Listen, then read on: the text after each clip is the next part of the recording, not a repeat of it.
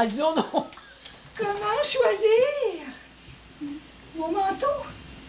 Je le voudrais long. Parce que c'est plus chaud. Un manteau long. Ah oui.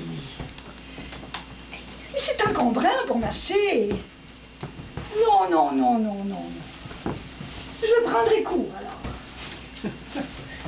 C'est bien plus pratique. Ça, on est à l'aise pour marcher. Mais c'est bien moins chaud.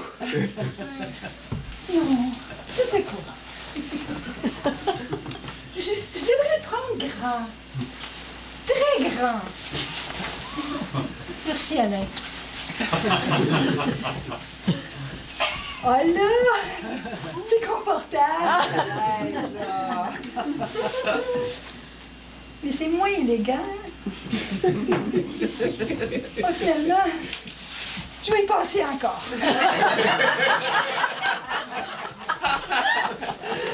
Je vais s'empocher, comme vous voyez. Mais en attendant, on pourrait aller patiner. Ah, on pourrait aller patiner, c'est une bonne idée. Je viens justement de recevoir des beaux patins. Ça faisait 15 ans que je rêvais d'avoir des beaux patins. Mais là, je sais plus si je les veux encore. Ben, premièrement, tu sais, ils ont du velcro ici. Moi, j'aime ça quand il y a pas de velcro du tout, que c'est juste vraiment des lacets. Puis là, les nouveaux patins, maintenant, ben, ils sont durs, puis c'est rigide. Moi, j'aimais ça avant, quand ils étaient plus souples, tout ça. Puis là, en plus, ils sont bleus. Moi, j'ai toujours rêvé d'avoir des patins blancs, tu sais. Fait que finalement, je sais pas si je vais les garder. mais ils ont de l'air confortables. Fait que je pense que je vais les garder. Mais j'ai tellement de la misère à faire des choix que finalement, là, ben vive la simplicité volontaire.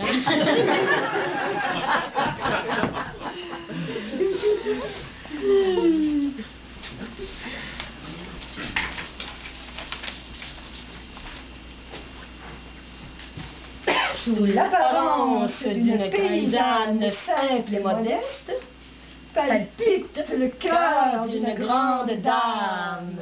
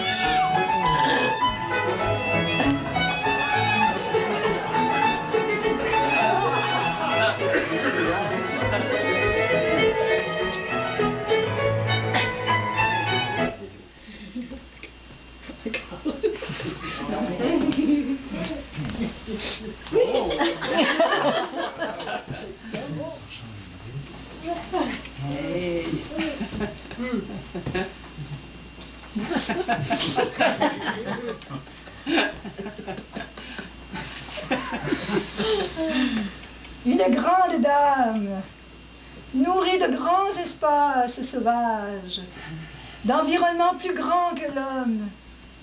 C'est là, toute jeune, dans son Abitibi natal, qu'elle a appris le respect de la vie, que l'homme et la femme se doivent d'être au service de la terre. C'est le message que l'on comprend quand on vit dans ces régions dites éloignées. Elle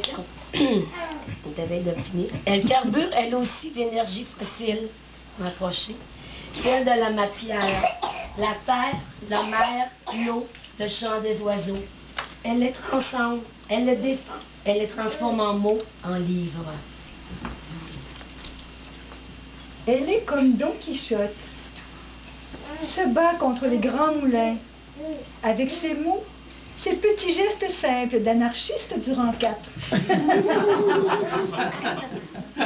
Son action citoyenne intègre, toujours présente pour défendre les causes humanitaires.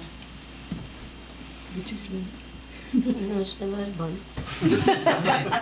Toute jeune, elle avait vu juste en voulant devenir une sœur missionnaire. C'est ce qu'elle a fait de sa vie. Sa mission, améliorer la condition planétaire, à rien de moins. Après le célèbre Moïse sauvé des eaux, nous avons, nous, le privilège de côtoyer la remarquable Françoise sauvée des flammes. Sa ferveur et sa pureté ont tout fait de séduire les dieux, la préservant, elle et sa famille, dans des lieux protégés. Merci Françoise d'être telle que tu es. Ton exemple nous nourrit tous et nous inspire. Mais finalement, qui donc est cette belle Françoise Londé? La mère Teresa, La traductrice, l'agente secrète et discrète, la paysanne, l'ambivalente, la grande dame. Que la vraie Françoise se lève et applaudissons notre étoile du jour.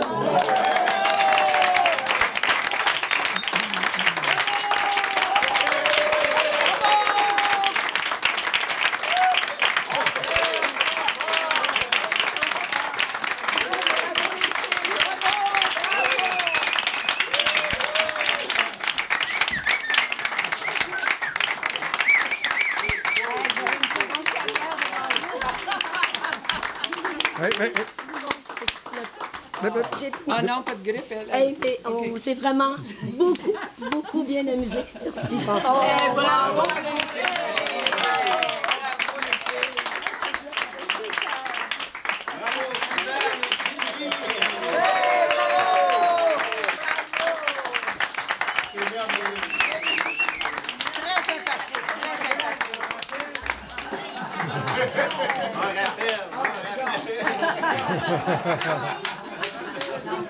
Moi, j'aimerais ça dire un petit mot. Ah oui, un petit mot, un discours. Un verre d'eau avec ça? Je pense que j'en ai encore. Merci, merci vraiment. C'est même trop, là. Vous êtes pas dans les caricatures.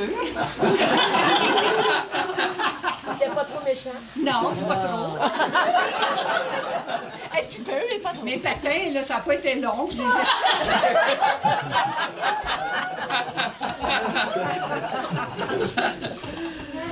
Non, en fait, ce que je voulais vous dire, c'est que je me trouve vraiment une femme chanceuse. Puis là, ces derniers jours, je sais pas, ça m'est... je brassais tout ça toute ma vie et je repensais à la chance que j'ai eue. C'est surtout ça qui ressort dernièrement pour moi. En tout cas, je me trouve chanceuse. Puis je me disais, il y a comme 5 aspects dans ma vie que je considère comme une chance. Premièrement, je suis née dans une famille vivante et pleine d'amour. Ma mère était une troupe, mon père forêt.